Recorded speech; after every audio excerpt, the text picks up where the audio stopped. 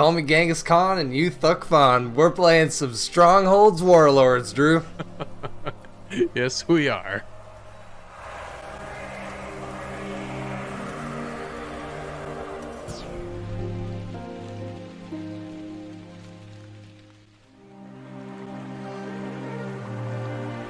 I feel more comfortable on the fields and hills than out there fighting wars. Alright, Drew, so this week we got our hands on Stronghold's Warlords, man. And this game, I had no idea it was coming out, man. And I used to play Stronghold's Crusaders, man. I think this is way back in the day. And this is kind of this random game that I just picked up randomly at Business Depot. And I just thought I'd just play this cool RTS because I was itching for one. And it really captivated me way back then. Nice. And as you can tell, that game was set in the Crusades. And now, moving forward in 2021, we're taking place in ancient Japan, man. And I love what they've really done with this game. What did you think hopping into this? Hopping in, it was a trip down memory lane, to be honest, because I started really with point-and-click adventure and RTS back on PC a long time ago, Nate. We were not going to go there, but that's where I kind of grew up, right? That's my gaming heritage.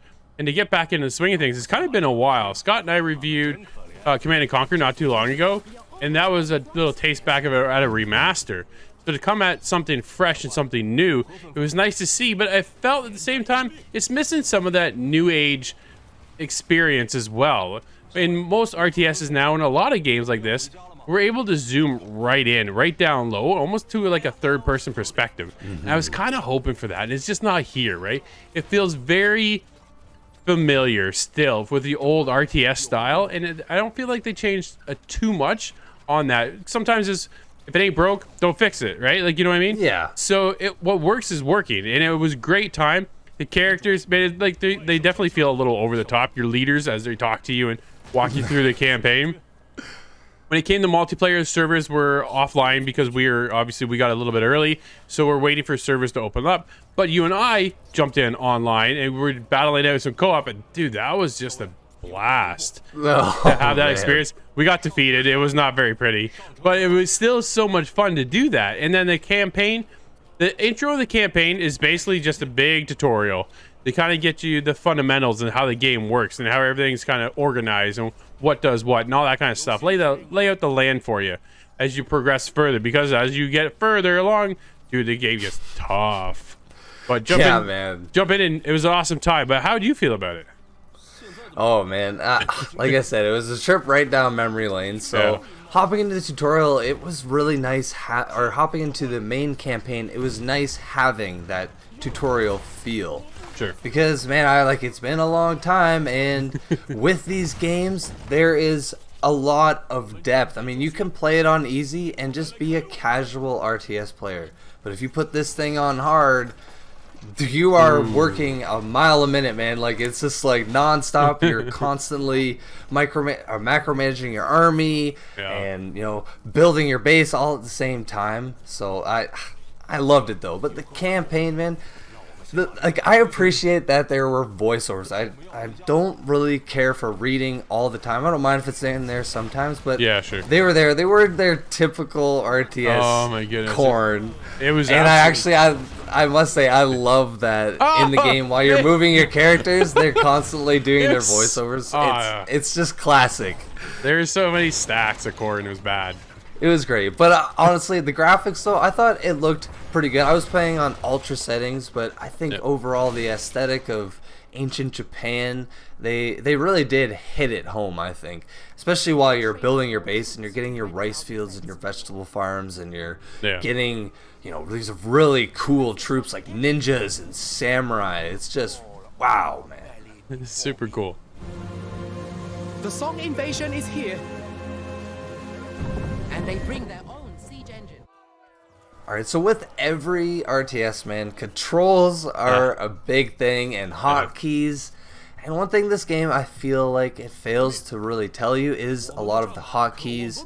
You know, even just grouping your troops together, that's a big one, man. Pressing Control 1 to 0 and having the ability to have 10, troops or groups of troops Yep. at your fingertips really is key, but they never tell you this. And I get just a lot of the things in this game I found I was kind of stuck going into the help section and then reading on it, which is a little bit annoying.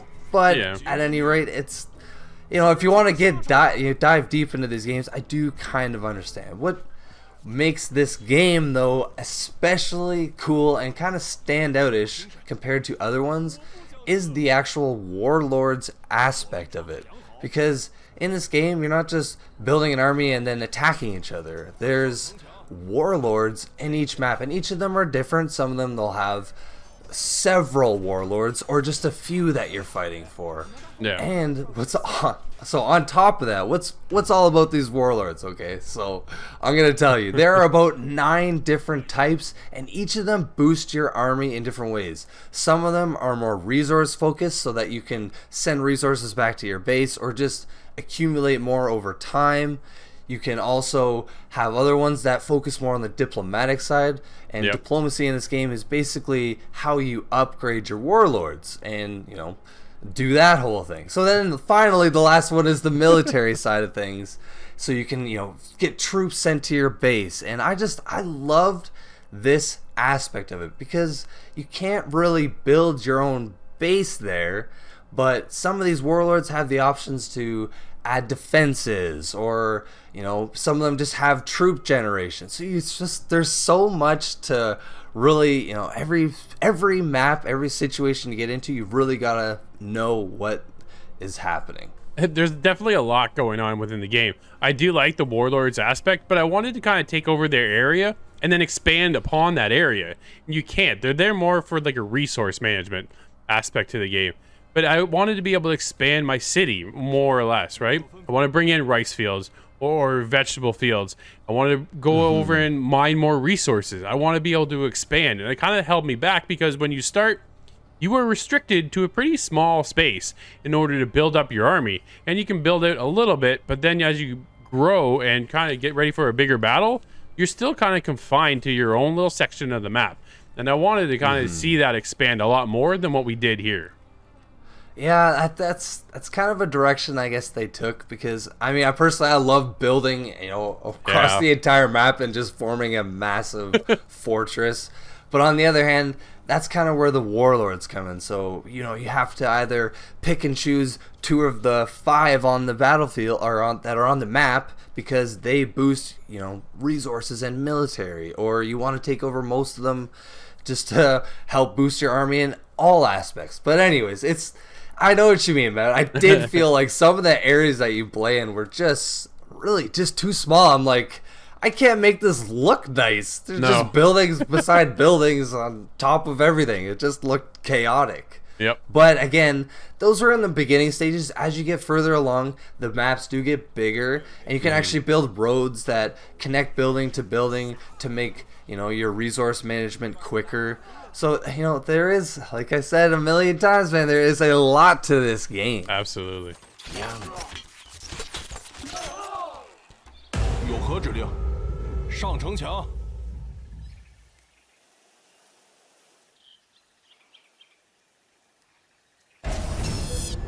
I am yours to command.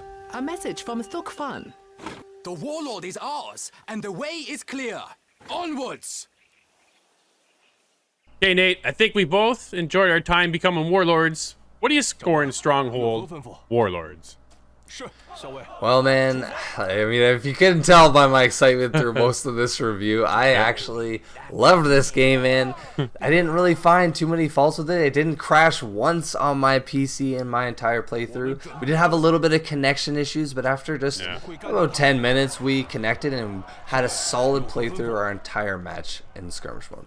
So, that all to say, man, I'm going to have to give this one a 9.5, man. It is almost perfect. I love this game, man. I'm going to recommend this to everybody who wants to play an RTS. That's awesome. You know, as a returning player to RTS, it was definitely a bit of a struggle for me to get started.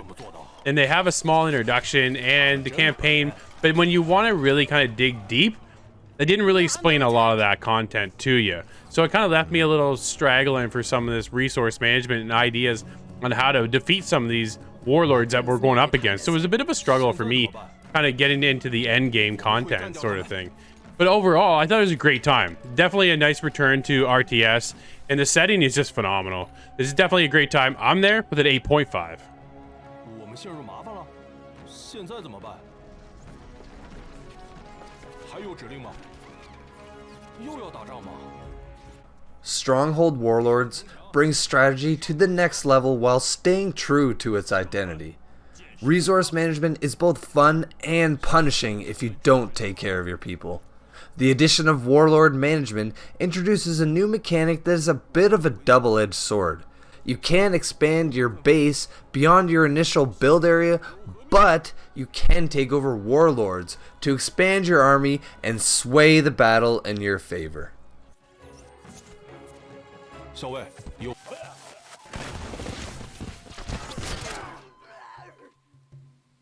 我们要回家了吗？我们会干掉他们。我们陷入麻烦了。Fire idle cut at the ready.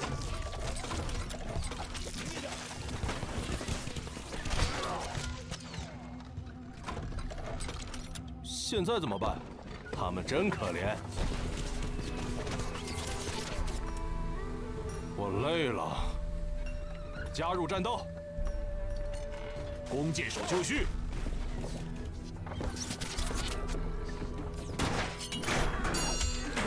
严带军令。又要打仗吗？这场战争永无止境。